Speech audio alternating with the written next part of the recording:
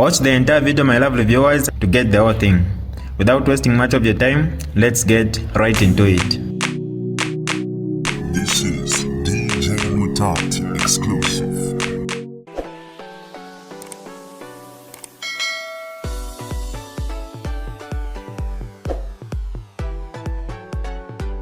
Hi lovely viewers, it's me again, your one and only Mutati Mpundu. Welcome to my YouTube channel. If this is your first time on my channel, kindly subscribe to my YouTube channel by hitting the subscribe button down below. Turn the bell icon to join the notification squad. Don't forget to like, share, and leave a comment. Tell me what you think about this video in the comment section below. I'll be super glad to hear from you lovely viewers. Then the second point that my learned friend forcefully argued, there was no agreement. What he never referred to is what is in paragraph 9.5.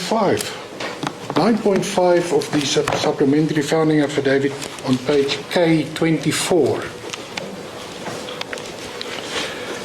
9.5 reads, the seventh respondent, Mr. Zulu, set out the compromise agreement that was reached. My learned friend didn't deal with that because he can't. On the family's own version there was an agreement, so they can't turn around and argue and make submissions contrary to what is common cause on the papers.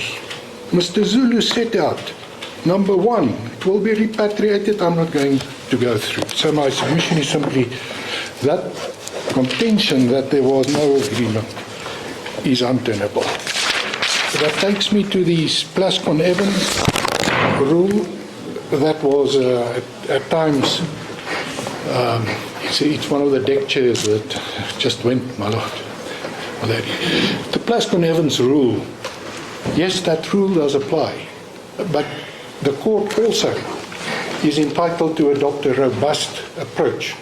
There's a line of cases, Sofiantini versus Mould, and especially in circumstances such as the present, where we sit, the court has to deal on an urgent basis, it needs to adopt that common sense approach advocated in those line of cases that go back many, many decades, and tells the court how it should deal with if there are disputes, or fact, which I contend there are not. Then the question of the defective notice of motion, it came as a bit of a surprise to me. What the applicant, how the notice of motion is structured, is a declarator declaring the right of the applicant to have the body repatriated, coupled with an interdict that the sheriff would be entitled to cause the transport of the body, and that declaratory relief is squarely grounded on the clear right that the applicant says exists. So the contention that the notice of motion is somehow flawed, I submit can't hold any water. Then the question or the issues with the counter application, the impossibility and the hardship, those are defenses clearly. You don't raise a counter application, you don't bring a counter application to put that before a court. You simply argue, you put the facts and you argue on the facts. If the agreement can't be implemented, if it's impossible, there's no counterclaim that you need to bring. It's when you deal with misrepresentation and the right to resile from the contract, that clearly is on a different plane. There you would need the counter application. I must correct myself, not even. There is authority to the effect that you can raise that as a defense as well, the right to cancel. So it all turns on the merits. In other words, if are there prospects of success, we say there are no, because the facts are missing, and in any event, there is no satisfactory explanation. The last issue, the question of striking out that the respondents seek insofar as the allegations in the reply are concerned, I'm not going to read through those, my lords and my lady. If you read the allegations that the applicant seek to strike, they are clearly not hearsay. For example, where the Attorney General says, based on the evidence, that's one example that comes to mind. Based on the evidence, it is clear that a certain conclusion must follow. They want that strike. They said it's hearsay. That's clearly not hearsay by any stretch of the imagination. That leaves me with costs. My lord, my ladies, the court indicated that an equitable approach, costs always has that component, maybe not to make an order of costs as to costs. We will obviously not object if you exercise your discretion in that manner, but what we say is ordinarily we would be entitled to costs, and we would also be entitled to the costs of the urgent application. That was because the applicant found out on the 23rd that the funeral will take place on the 25th. It had no choice but to rush to court to interdict the proceedings, and we say that if there's a cost order, the applicant should also be granted the cost of that proceeding or that process.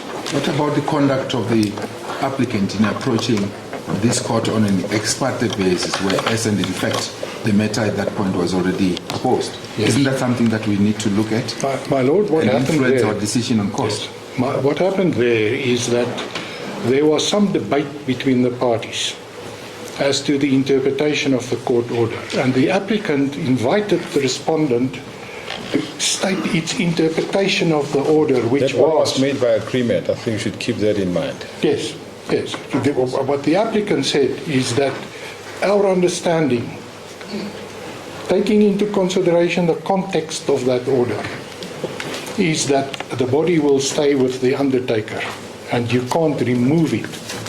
And the reason why that debate ensued was because the applicant obtained information that there may be an attempt to move the body. And when the respondent then said, no, we're not in agreement, that's not how the order should be interpreted, the applicant approached the court on the basis that the order was granted in the common or on the common understanding that the body will not be moved, because it will not make sense if these proceedings would proceed and in the interim the respondent can simply move the body, bury it to whatever the proceedings set out to prevent. Now the respondents complain and say no, but the attorney misled the court. That is simply presumptuous, and if they proceed with a complaint, they're obviously welcome to do so. That complaint will be dealt with, no doubt, accordingly. So, my lord, you may consider the ex parte application. If I'm correct, we don't see costs as far as that is concerned. I would think not. Can check. I don't think. Yes. So those costs shouldn't play a role, and you can take it into account, certainly. My pleasure. Thank you very much. We are thankful to the submissions made by all counsel. We hope it will make our task, this difficult task, a bit easier to deal with. And we are also alive that there is an urgent matter that needs that judgment should be delivered quickly. The undertaking that this court can make is that they will ensure that judgment is delivered not later than Friday. It may be tomorrow, but not later than Friday. On those basis, court adjourns.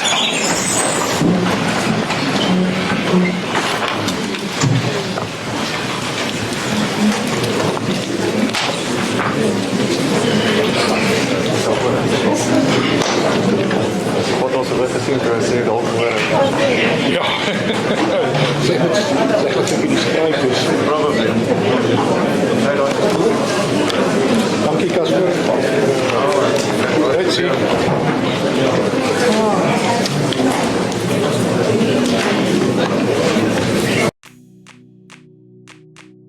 This is DJ Mutati exclusive. Alright, that's all for you today, lovely viewers. If you did enjoy the video, please don't forget to leave a comment in the comment section below. Tell me what you think about the video you just watched in the comment section below. I'll be super glad to hear from you, lovely viewers. Once again, I go by the name of Mutati Mpundu. I love you, peace, I gotta go.